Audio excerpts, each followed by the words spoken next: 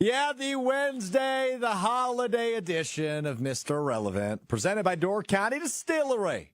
With you on ESPN Milwaukee, ESPN Madison's YouTube channels, the ESPN Madison Facebook page, Apple Podcasts, Spotify, and wherever you get your podcasts. I'm Alex Strouf with you from the Gruber Law Office's One Call That's All studios at the Avenue in beautiful downtown Milwaukee. You can get me on Twizzler, Twitter, X, at Alex_Strouf, Strouf, if you want to follow along that way. Joined as always by producer Tiny Hands. Hunter Vaughn is with me back at the Everlight Solar Studio in downtown Madison ahead of 4th of July. Reminder, no show Friday, so we can enjoy the holiday weekend. If you really, really, really want to hear from me, which I assume you probably don't, but if you do, I'll be with you on Brewers warm-up beginning at 8 p.m.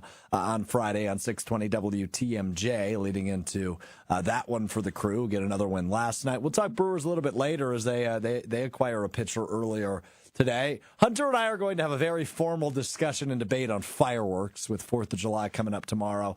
Also want to talk a little Packers on this Quickie Wednesday edition of Mr. Irrelevant. Hunter, do you do anything for the 4th of July? Like, do you have a tradition? Do you go to the cabin? What do you do for the 4th of July, or do you have no plans at all? I used to never make any plans, given that my mom works in healthcare, and then I always either worked at a gas station or at a hardware store, and then working in radio. Like, I was just always having to work, and so was my family. So it was something that we never really did anything overly special other than maybe grilled or something. But my wife was always, no, we have to go back home to Racine. We have to go to the Racine fireworks. Like, that's just a part of my childhood. That's what we do. That's like our thing. So we were going to do that, but some plans had to change for that. So we're just going to be I'm going to make some ribs in the slow cooker tomorrow, and just going to do that and hang out and celebrate America that way. A little ribs in the slow cooker, celebrate America that way. It's well said, Hunter. I love that. Well, enjoy your ribs, man. I think I'm going to make some brats and have a few beers, go to Summerfest tomorrow. Weekend 3, days 7 through 9 of Summerfest coming up tomorrow through Saturday. And Saturday, we'll have our final Summerfest Saturday show from 12 to 2. It'll be me, Joshie DiMaggio, who's returning from Mexico. He's been in Mexico the last week and a half. He had a wedding down in Cabo, so he'll be back Saturday from 12 to 2 on 94.5 ESPN Milwaukee from 12 to 2 with me. Tony Cartagena, who's been on this show before, producer of Thanalysis, will join us as well. That will be our final day of Summerfest. Some interesting bands this weekend. Coin and Mountjoy tomorrow, who I'm looking forward to seeing. Bad Son's one of my favorite bands on Friday. How about Living Color? Cult of Personality, Hunter? I'm sure you know that song, Cult of Personality by Living Color. Yeah. They're there on Saturday. Yep. Up until that point, I thought you were making up bands. I had never heard of any of those places. Or people, not places. That's fair. People, not places, bands. No, I like all those bands. They're all real. Neon Trees, you may also be familiar with. Yeah. They're there on Saturday night. I've seen them one other time in Summerfest. They actually put on a really fun show. So going to see them again on Saturday. That will be the last band I see. My 9-day stretch of Summerfest. Then maybe we'll revisit a little bit next week because it's been really fun. It's been a blast. I'll never do it again, though, the marathon. It's expensive. It's a lot. It's draining. But, man, is it fun. If you're a fan of live music, we are so blessed, man, to have what's dubbed the world's largest music festival in Summerfest right in our backyards here. I've walked to Summerfest every day from our Gruber Law Office's studios in downtown Milwaukee. I've walked from here to Summerfest all 9 days, and I will continue to do that this weekend, assuming there's no downpour on Friday when I make it out there. But, man, we are so lucky to have such a wide variety of music right here, very easily accessible for those of you in Green Bay or Madison or Stevens Point or anywhere else in the state, La Crosse, Superior, whatever. Right, like it is right here. 9 days of great music. So grateful that I got to do this, but it has been draining, man. But looking forward to the final weekend starting tomorrow on the 4th of July. Let's talk Packers, though. We're less than 3 weeks away from training camp. And breaking news. Very excited to tell you that on July 22nd, Mr. Irrelevant will be live from Green Bay for the opening day of training camp. More details to come on that, but we will be up in Green Bay, my hometown, for day one of the 2024 Green Bay Packers season. Rumor has it I may also attend the shareholders meeting as a non-shareholder that afternoon as well. So we'll see if that happens as well. We're working out the kinks on that one. But I will be in Green Bay for training camp on July 22nd. So I haven't been to training camp in like 3 years, believe it or not. Since I've been with ESPN Wisconsin, I've usually been back in the studio to help our coverage kick off. But this will be the first time I get to get out there for our coverage. So looking forward to that on Monday, July 22nd, less than 3 weeks away. Josh Jacobs, though, the brand new running back. And by the way, if you haven't listened yet to our State of the Packers show from ESPN Wisconsin last week, Jason Wilde, Gabe Neitzel, and myself live from Summerfest this past Saturday. You can catch some reruns of that coming up on Friday. I believe it'll air 9 to noon on ESPN Milwaukee and ESPN Madison in spot of Wilde and Tausch on the 5th. We covered a ton of ground. We talked about every position group. Really fun show. But specifically on the running backs, we talked about like Josh Jacobs and his implementation into this Matt LaFleur offense, but also Marshawn Lloyd and A.J. Dillon and you know, the running back position. But Josh Jacobs is such an intriguing piece to me because I know some Packers fans, rightfully so, are upset that the Packers moved on from Aaron Jones and got Josh Jacobs in free agency. I get why you're upset because Aaron Jones was kind of the heartbeat of the team, but I think we overvalue that, right? Like, this is professional sports. No one team is ever the same the following year, no matter what league you look at. Like, you don't have the entire cast of characters you had a year ago still around the next year, whether you're talking about the NFL, the NBA, the NHL, the MLB, MLS, college basketball, college football. One team is never the same the next year. So while a guy can be a great leader and a great asset from a leadership perspective and a friendliness perspective and a heartbeat of the locker room perspective, I think we overvalue that just a touch on how that will play a role in the 2024 Packers. Number one, Josh Jacobs was a captain. Like, he's known as a good leader. Number two, it is a bona fide and undeniable upgrade at the running back position to go from Aaron Jones to Josh Jacobs. So don't sweat it. This is a good thing. Josh Jacobs on the Insiders on NFL Network talking about the potential of the Green Bay Packers offense in 2024. And baby, let's get delusional. Let's get overexcited less than 3 weeks out from training camp. Here's what Jacobs had to say on the Insiders on NFL Network. Matt LaFleur talking recently to the media saying philosophically he likes to have a couple of running backs because it's such a violent position for you guys to have to play for the course of the season. So he sees multiple guys being used in the backfield, but also said that he sees you as kind of a high volume type guy, a versatile guy. What's your impression with regard to how things are going to work for you in this offense in 2024?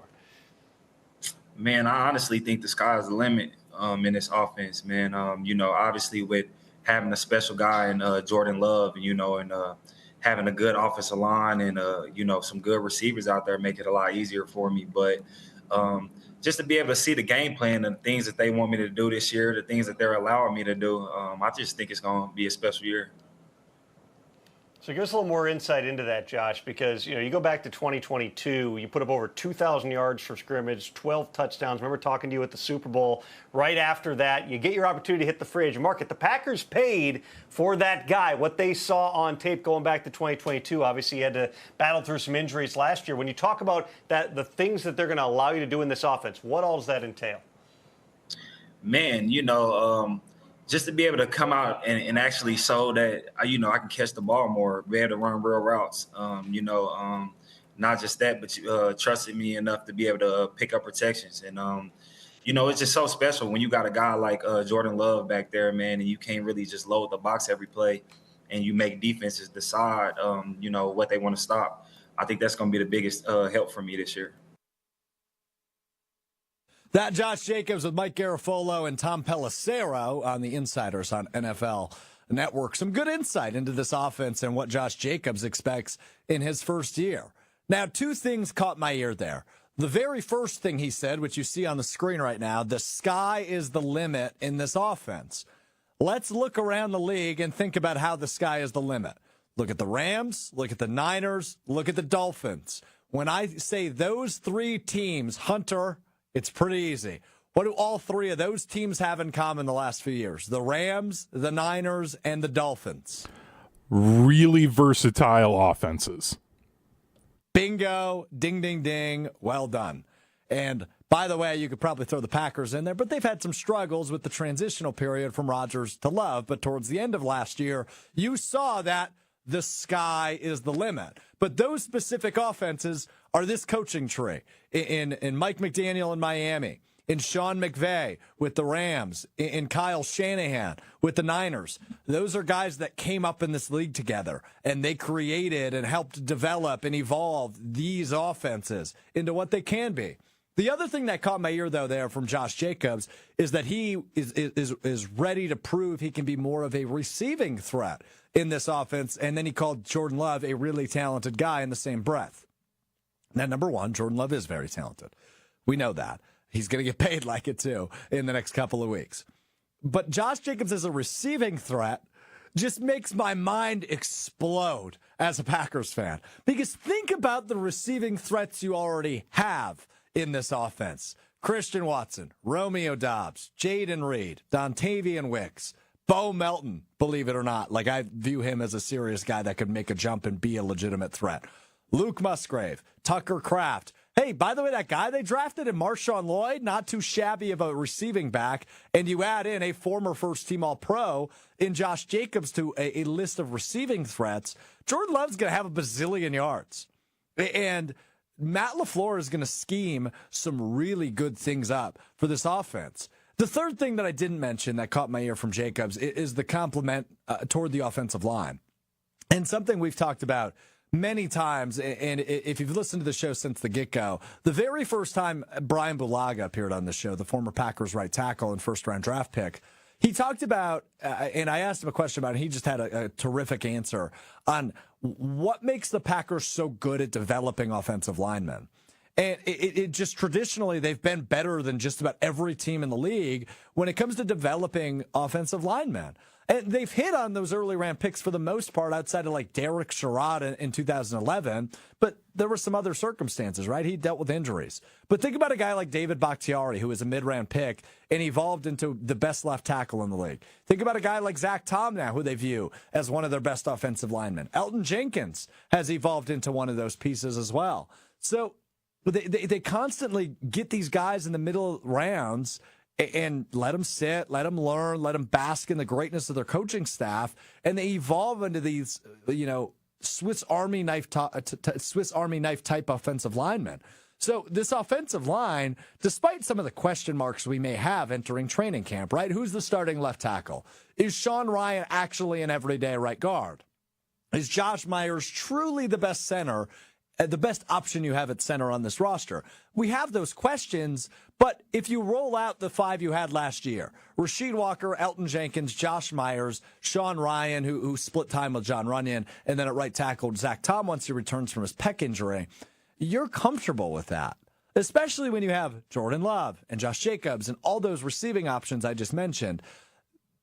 This is an offense we expect to take the next step. And we expect to be that magic word I've used all offseason, consistent, because they weren't last year.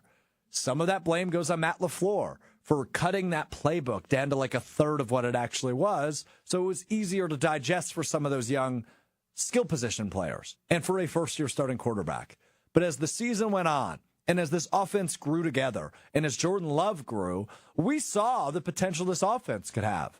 Hunter saw it up close and personal in the wild card round as this Packers offense, with some help from the defense, completely shredded the Dallas Cowboys, who were one of the best teams in the league last year. So this offense can be very, very good. Will it be very good? You certainly hope so. I think what we do know, though, is that the floor is much higher than maybe we expected 1 year ago at this time, because you had all the questions around Love and the young pass catchers. But what you do know is Jordan Love is a capable NFL starter, at the very least. He's a middle-of-the-pack, capable NFL starter, at the very least. He can be an elite talent. This is going to be the year where we figure out what exactly Jordan Love's ceiling is.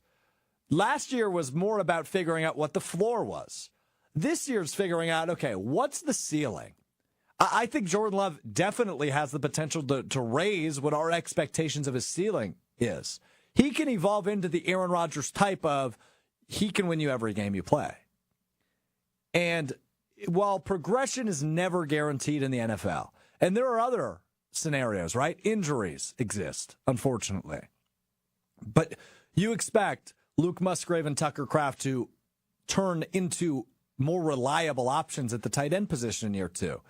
Mark Chamorro, who hosts the morning show on ESPN Milwaukee, Jen, Gabe, and Chewy, weekdays 7 to 9, has talked plenty about how tight end is the second hardest position to play as a rookie in the NFL behind quarterback, because there are so many things to learn, from blocking to receiving to routes to different things you help with in the run.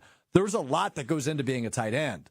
Think about just a small step forward for Luke Musgrave or Tucker Kraft. It's the best 1-2 punch the Packers have had at tight end since the 90s. When it comes to the receivers, and I saw earlier today a quote from Jordan Love from a month ago has resurfaced on how not having a true number one receiver, he kind of views it as that offensive superpower. And while somebody will probably become the number one as we view it on paper this year, I don't know that you necessarily need it. I think you need it to win a Super Bowl, but I don't think Super Bowl is necessarily the expectation this year for the Packers.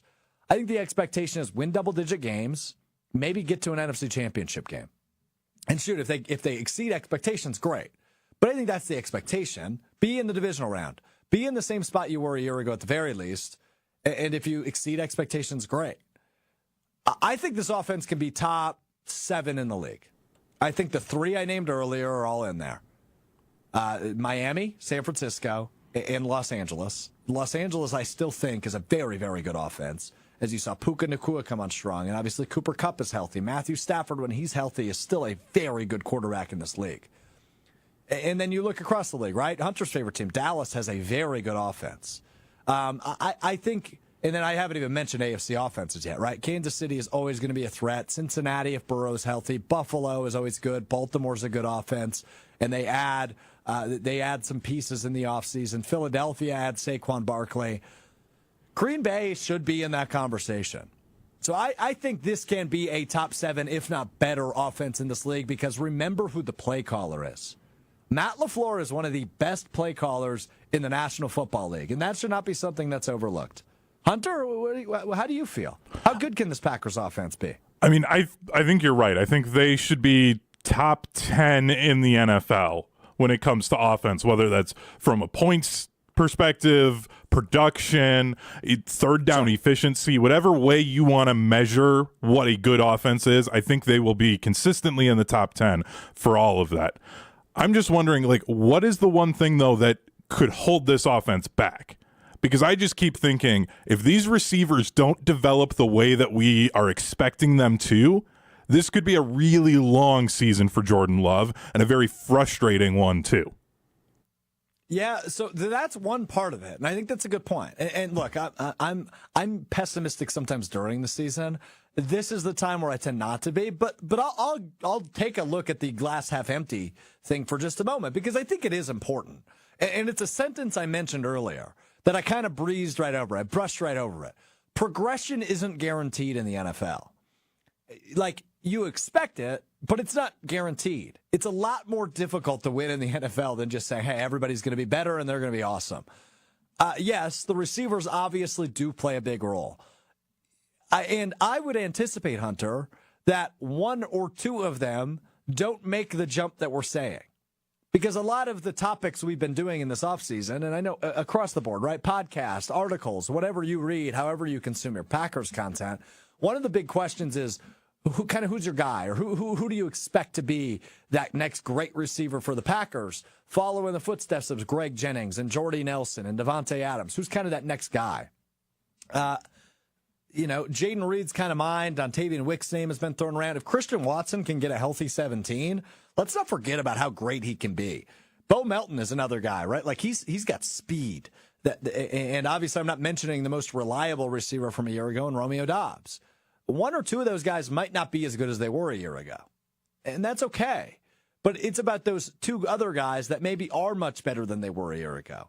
So, and maybe they all do better than they did a year ago. And Jordan Love is more consistent and less sporadic than he was a year ago. I think that's something to keep an eye on. That's one thing. What if Jordan Love, puts too much pressure on himself after becoming a $50+ million man and just doesn't look like the Jordan Love we saw at the end of last season? Maybe they stumble in the opener against Philly, and then when they play Indianapolis in week 2, it's not as pretty as we expect, and they go to Tennessee and they lay an egg in week 3. Right? What if they start the season 1 and 2?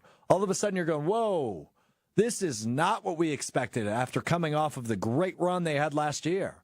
Like, all of these things are realistic. They could happen. I don't expect them to, but they could. Right? Maybe Jordan Love doesn't live up to the contract he signs this offseason. God forbid that happens. But could it? Yeah. Think about the quarterbacks in the league that have had a great coming out year, and then the following year, they just don't live up to the hype. I think of a name that did it last year, Jalen Hurts. Right? Jalen Hurts leads Philadelphia to a Super Bowl, and then he's kind of just middle of the road last year after leading them to the Super Bowl.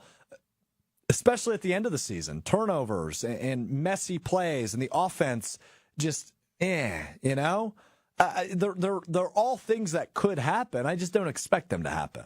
I expect this offense to be really good and much more consistent, especially in the first half of the season, than they were a year ago. Curious on your thoughts, though. Feel free to chime in on the YouTube chat, ESPN Milwaukee, ESPN Madison on YouTube, or shoot me a tweet if you're listening after the fact. I love, reading your thoughts because, look, I can't predict the future. Neither can you. We're all projecting, and we're all just kind of curious. We're all Packers fans. We're all in this together. So I'm curious on your thoughts on it. Bite me on the ESPN Madison YouTube chat. Says they scored 50 points in 3 quarters on the road versus a top 5 defense last year. They should be by far the best offense in the NFL and a top 5 all-time offense. I'm guessing 30 points per game. So he's looking at the 30 points per game category. And let's remember, Matt LaFleur's offenses, his first few years, were in that category. 30 points per game in 19 and 20 when Aaron Rodgers was winning MVP awards. Love was consistently great in the second half of the season, other than the Giants game and the second half of the Niners game. Yeah, he was. But is that guaranteed that it translates to this regular season? No. Should we expect it? Maybe. I mean, when you're signing him to that massive deal, you probably should expect him to look like he did against Kansas City and Detroit on Thanksgiving. And even Carolina, despite the defense not holding up their end of the bargain in that game, Joe Barry's defense collapsing against the worst team in the NFL, Jordan Love was really, really good at the second half of last season. He was the best quarterback in the league. But will he necessarily be that this year? I don't know. I hope so. I hope I'm wrong, Hunter. Yeah, I just also wanted to address, because I've seen this brought up a lot when we talk about this Packers offense and going back to that Cowboys game.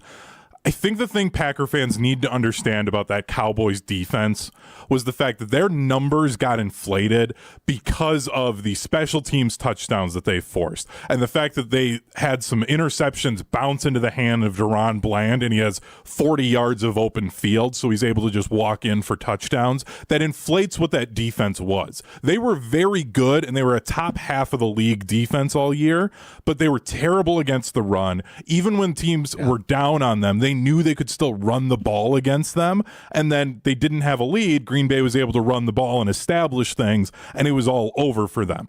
So this idea that using that game as the exact example for what all of the year is going to be, I don't think is the best idea when you're talking about the expectations for the Packers, because there is a big asterisk for what that defense was.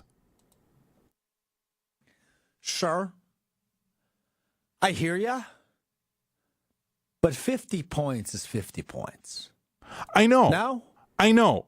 I'm just trying to play a little bit of devil's advocate for this and just say there's other things I think about the offense and the way that they played late in the season to point to, and don't just hold on to what you saw in that playoff game against a team that has historically crapped the bed in the playoffs and say that that's the bar. That's what they should be every time. Like, I don't think that's the way you should be looking at it.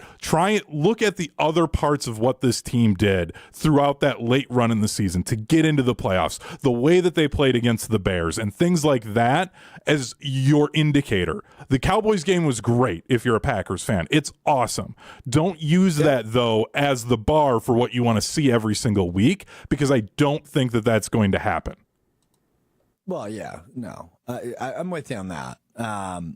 And hold on a minute. I've got somebody in my ear from Bristol. Okay, got it. Report from ESPN headquarters just says Hunter Vaughn a little bitter about the Cowboys' playoff success or lack thereof in recent years. Hunter, can you confirm that report? Oh, I can absolutely confirm it. They've been garbage. It's been awful. Ever since the Tony Romo fumble, it's sucked. The bed. A team that historically craps the bed. They're so bad. As soon as the word playoff gets put on there, they're garbage. They had one good playoff game against the Seahawks, and then that's it. David on the ESPN Milwaukee YouTube says offense should, in air quotes, be top 10 in the league in offense next year. Easy. The two big things to look for are the two ones we've already talked about, but David's right. Injuries, number one, because you can never predict those, right? Like if two offensive linemen go down, watch out. The other one is Love's consistency, and that is super important. Like, we love to not inflate, that's not the right word, but we love to really narrow in on the back half of the season when Love was very comfortable and looked awesome. And he did, and we can't take that away from him, but you also have to look at the first half of the season. It wasn't good. They were 2-5. Like, there's old episodes of Mr. Irrelevant that you can go back and listen to where I started the show by saying, I don't know if he's the guy. And ultimately, he proved me wrong. I think he's the guy. In fact, I know he's the guy. We could do this 3 years in a row without me questioning it. I'm pretty sure. Like, he could have a bad year, and I'd still say, hey, what we saw in 2023 was good enough for me to give him another chance. Kind of what the Giants are doing with Daniel Jones. And look, what Love did last year was better than what Jones has ever done. But what the Giants see in Daniel Jones is they locked him up, and they got to continue to trot him out there. So I'm not. I would never be ready to give up on Love, but he had a bad first half of the year. Maybe bad's a little strong, but it wasn't anywhere near what he did in the second half. So if he can consistently do what he did in the second half, boom, this is a NFC North contending team. This is probably a Super Bowl contending team. If he's as consistent as he was in the second half of last year, actually scratch that. They're not probably a Super Bowl contending team. They are. He's the best quarterback in football. If Love is an MVP candidate this year, they're a Super Bowl team. It's as simple as that. A lot relies on him. But to David's point, if he is consistent like he was outside of that Giants blunder and outside of the second half of the Niners game, they are a Super Bowl team this year. I'd be hard-pressed to find somebody to debate that. Like, it's Niners, Packers in the NFC Championship game again. And may the best man win. It's as simple as that in my head. All right. Holiday weekend's here, baby. You know how I'm celebrating? Door County Distillery. Locally produced, handcrafted, award-winning spirits made locally in beautiful Door County. Cherry vodka, cherry brandy, award-winning whiskeys. Ooh, I picked it up. Single malt whiskey, 27-time gold medal award winner. Picked it up. Can't wait to indulge. And maybe we'll get creative with it. You can check out DoorCountyDistillery.com for a unique list of cocktail recipes. Man, some of them are really fun and summery, and that list is awesome. You got to check it out if you haven't already. DoorCountyDistillery.com or scan the QR code on your TV or computer. And also check out DoorCountyDistillery.com, retailer nearest you. You can pick it up, elevate your party, elevate your gathering, elevate your tailgate, whatever you got going on this weekend. Door County Distillery does it best. They're local. Support local, man. Do it right. Support local. DoorCountyDistillery.com. 60-second break. When we come back, we talk a little Brewers. We talk a little July 4th. We wrap up the week and the show with what we learned. That's all next in 60 seconds. It's Mr. Relevant. I'm Alex Strouf. I'm back at the great Door County Distillery here in Carlsbad with my friend Rob from Door County Distillery. We're making, it seems like a summer drink here, Rob, a cherry Cosmo. Exactly. Just our twist on a regular Cosmo. Obviously Door County, so have to stick some cherry into it. Have to stick some cherry into it with the cherry vodka from Door County Distillery, made with local cherries, right? Yep, made with the Montmorency cherries we're known for here in Door County. I love it. Let's get to it. What do we got to do? All right, so first, obviously the cherry vodka. We're gonna add 3 ounces of that. Next we'll go to triple sec, 1 ounce of that. Need it for Cosmo. This is actually just cranberry juice, 1 ounce of that, half an ounce of the lime. The Boston Shake, I've Make sure learned. it's, ready to go. That's such a cool little trick. Shake it up. Shake it till you feel like it's shaking while we're hot. Strainer. I like that color. That looks like summer. Cherry Cosmo from Door County Distillery. Cheers, Rob. Cheers. Tastes like summer to me. Visit DoorCountyDistillery.com to find the retailer nearest you, as well as a huge list of unique cocktail recipes. That's DoorCountyDistillery.com. DoorCountyDistillery.com. So David's coming back at me real quick on the Packers. He says, careful in saying that about the Super Bowl, Strouf, when we haven't seen the defense on the field yet. It's a good point. It's a good point. However, I'll say this. If Jordan Love is the best quarterback in football, I don't think it really matters, unless the Packers are the worst defense in football. I don't think it really matters. Because if we think back to like great Packers runs, defenses typically stepped it up at the end of the year. As much hate as we give Joe Barry, that guy always had his best performances, or his defenses did, when his back was up against the wall. When everybody was trashing him, they usually had a couple good games in them. Dallas is one of them. That Dallas playoff game is a really good example of it. That Carolina was a blunder. But then Minnesota, and again, he was playing a third-string quarterback, so I don't know how much credit we can give him for that one. But then Chicago in a do-or-die game. And then Dallas, like, those defenses were pretty good. And they weren't half bad against San Francisco either. So, I mean, if the defense isn't entirely incompetent, I think I stand by what I said. If Love is the best quarterback in football, they're a Super Bowl team. I don't think that's an outrageous take. Yeah, I think if the defense, let's say, is even average or slightly below average, but Jordan Love is the best quarterback then in the NFL, I think you look at, down at the college football level, it's going to be like that TCU team that made the playoffs. They're going to score 1 billion points. They just can't stop anybody. And at least then for Packer fans, you get to have a bunch of fun because you're going to be you're going to see a bunch of Lambeau leaps. It's going to be a bunch of points scored, and you can just have a good time. Like, that's worst case scenario, I think. Yeah, I think that's fair. Bunch of Lambeau leaps. That's something I haven't thought about in a minute, is the Lambeau leap. I guess that's how numb I am to the football offseason. I just completely forget about the great traditions. Haven't forgotten about you, Jump Around. Haven't forgotten about you. All right, let's go to our new favorite segment, Wisconsin's Dad. I have not heard this one yet. Brewers get a big win last night in Colorado. They come back late. It was back and forth. I fell asleep. I'm not going to lie to you. I fell asleep on the couch last night. They win 4-3 over the Rockies. And Dallas Keuchel gets a win in his second start. And, hey, look, that's one of those, and we'll talk about the trade they made today. But they get a win with Dallas Keuchel. I don't think he's technically credited with the win, but he started the game, and they ultimately win. He pitches over 5 innings, only allows 4 hits. I think that's kind of what you expect. Right? He's not the Cy Young version of Dallas Keuchel anymore. So when you throw him out there occasionally, just like hope for damage control, I guess. And that's kind of what you got with him last night. And the Brewers are able to get the win. And they technically won, is my understanding, Hunter, on a hit by pitch, right? Rhys Hoskins, if I'm not mistaken, was hit by a pitch with the bases loaded, and that was the go-ahead run in the 9th? Yep, took a 94-mile-an-hour fastball. Hung in there. Yeah, like a champ. That feels good. So I never played baseball at a high level, so I'm never getting a 94-mile-per-hour pitch thrown at me. I did ump baseball. So when I was in college, I umpired baseball for, I think it was 2 or 3 summers. I'm in a small little town called Maribel, Wisconsin, just south of Denmark, north of Manitowoc.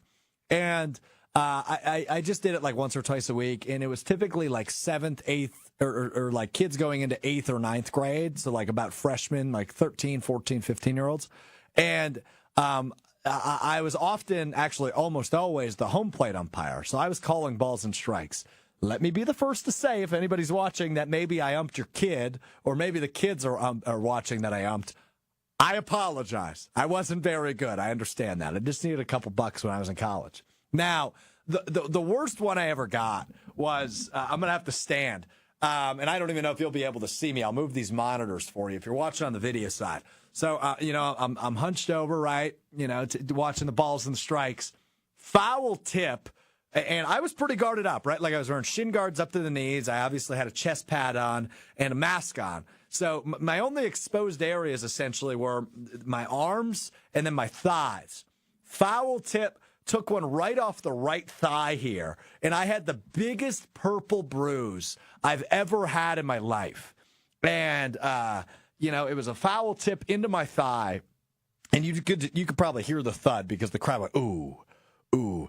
And, I don't think the catcher realized what happened. So I grabbed him, by his gear and I kind of pulled him up to his feet. And I said, walk with me. So him and I take a walk to the mound.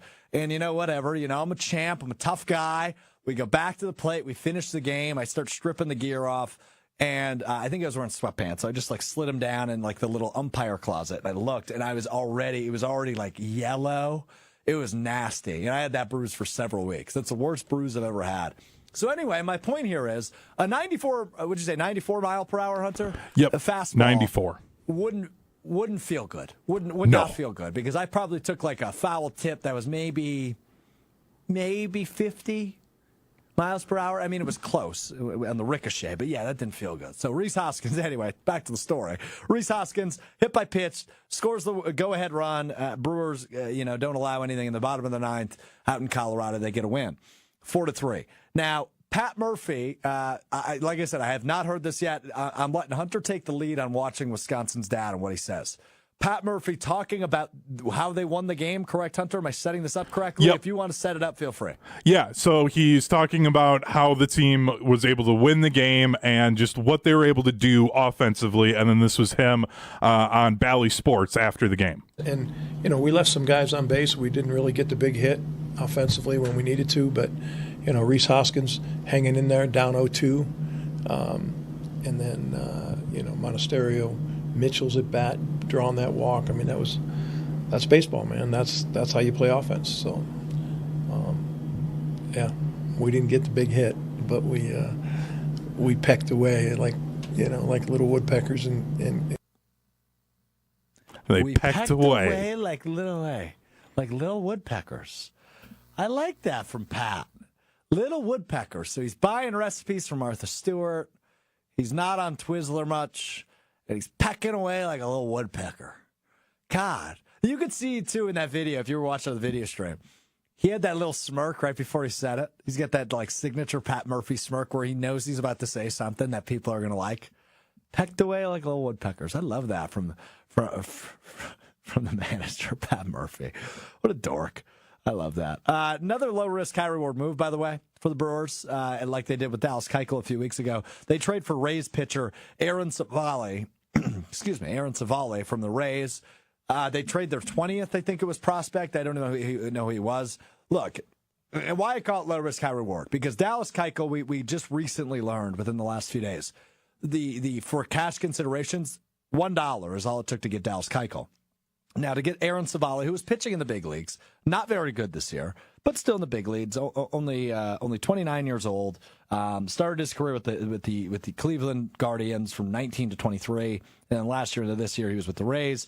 Now with the Brewers, we assume he'll pitch within the next few days for the Brewers. He'll make his Brewers debut and become pitcher number 167 to start a game for the Brewers this year, seemingly. Probably, I would guess when the road trip continues in LA. Probably, I would guess probably Friday or Saturday, maybe if he does end up getting a start. He's not projected in there yet, but I would imagine that might change. So yeah, I would guess. We'll see with that. But look, it's low risk, high reward. They need arms. The injury bug keeps hitting them. I don't mind this move, right? This is not the big swing that we anticipate they will probably take sometime this month with the trade deadline coming up on July 30th. But as Pat Murphy just said, this is a team that continues to find different ways to win games. Like, they're just finding ways to win. And last night, another weird one. A hit by pitch ultimately gives them the win in Colorado. Thumbs up, great. Go get Aaron Savale. We'll see if he's got some good innings left. And again, they've traded for pitchers in the past that have come in and kind of had a rejuvenation of sorts. Like a change of scenery is good for them as they join a winning ball club, and ultimately it helps them kind of trip upon a postseason trip. Like Gio Gonzalez is a name that comes to mind, who that happened with a few years back. So I like the move. That's that. It's just not a huge swing. So be it, right? Like the Brewers are finding ways to win. It is what it is. Yeah, and Savali's the guy that, like, right now I think he's sitting at like a 5.1 ERA. Like, if the Brewers do what they normally, but if they do what they have normally done with pitchers, they get that down by a run. With the way that this offense has been, you got a starting pitcher that's averaging a 4 ERA, you're looking good. And as long as he can just eat up innings for this bullpen and they can stay in games, you're fine. Because I think he's kind of sitting at what would be the probably maybe 3-4 pitcher of a 5 pitcher rotation for them. Like, you're fine with that. So I think this is a great move. I'd like to see them make another big move and go try and get an ace. But if this is all they do, I think it's fine. They're going to have to give somebody up, whether that's high-level prospects or somebody from this starting outfield or from there out in the field, and go get a big name, because they need somebody else to carry the bullpen if they really or carry the rotation if they really feel like they're going to make a deep run this year. Yeah, what would you define a deep run as? Like, is that the divisional series? Yeah, a deep run. Yeah, I think you absolutely win the wild card, and I think you're getting that 5 games. Yeah, you're getting late into a series in the divisional round, given how good both the Phillies and the Dodgers are. I think that's a fair expectation for this team. I don't expect them to be NLCS this year. I'd love to see it. And I think they are capable, but at the same time, like, I understand what they're going up against. And when you have Shohei Ohtani just putting up one of the best months ever that an LA Dodger has ever had, like, that's going to be hard to try and get past, which right now it's looking like would be their second round, that divisional round matchup. Yeah, and they have not had luck with the Dodgers in the past, but when you got the payroll like they do, man, they better be in those spots and winning in those spots. I'm speaking for the Dodgers, but you never know what happens. You saw what happened last year with the Rangers, so we'll see. I threw a poll out ahead of July 4th on Twitter, at Twizzler, at Alex_Strouf, STROUF. Which word best describes your feelings toward fireworks? Love, fine, meh, or anti? I was intrigued by the results. Love and anti, both at 18.5%. Fine and meh, combine them, we're at about 65% of the vote. So that's kind of where I land. I'm not anti-fireworks. They're just kind of whatever. Like, they did them at the opening day of Summerfest, and they were cool, right? They were done by professionals. They looked sick. They were big, explosive, badass. Like, they look cool. That was fun. It was a fun little, like, in-between concerts, stop and glare, have a beer, and watch the fireworks type thing. Now, the issue I have with fireworks is when people pretend they're professionals and they spend hundreds and hundreds of dollars to light them up in the neighborhood, and then it just doesn't look that great. Hunter, though, my understanding is you are like a big fan of fireworks. Is that an accurate depiction of your feeling toward fireworks? Yeah, I love fireworks. I'm not one of those people that like thinks I'm a professional and I'm going to spend a bunch of money on them. I think that's just absurd. But when I go places, like, yes, I love them. I loved going as a kid to Rhythm and Boom down here in Madison and staring up at the sky as it lights up with all of the fireworks. Think about the scene from Sandlot, where they talk about it was the only night game they played because it would light up with the fireworks. It's a moment to think about, okay, it is America's birthday. I'm going to have some fun, and I'm going to watch these fireworks and just feel like a kid again. They're great, and I don't get all of this.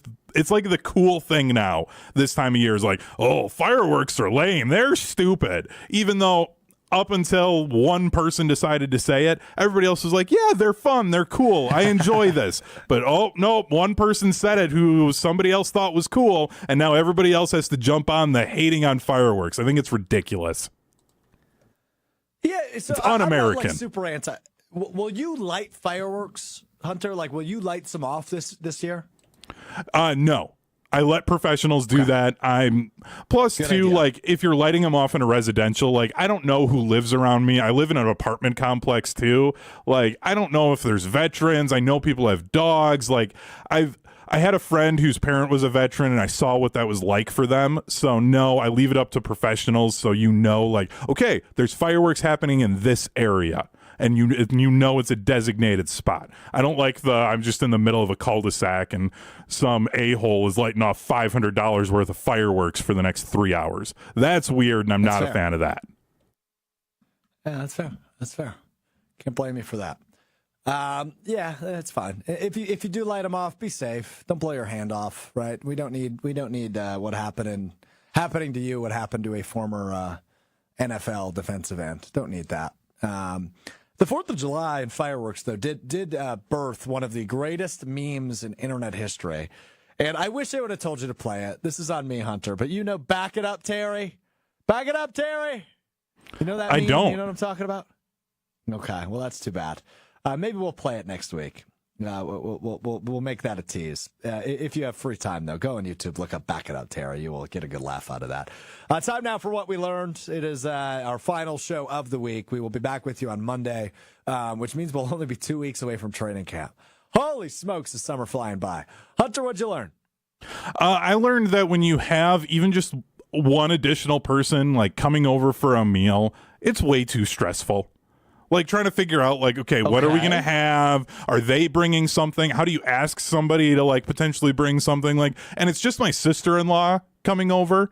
But like I said, we're making ribs, and it was just like this whole thing of like, okay, do we want ribs? Do you want to do pulled pork? Do we just want to do burgers? Like, what do we want to do? What are we going to have with it? Who's going to pick up what? It's too much. I don't like it. And I've realized that I just don't like that part of it. I have no problem cooking. So you don't like hosting? Don't like hosting? No, I would honestly, I think what I want is I just want my wife to just tell me. I want Sarah to just be like, hey, we're going to have this. She's coming over at this time. Have it ready. Does this sound good? And just leave it at that.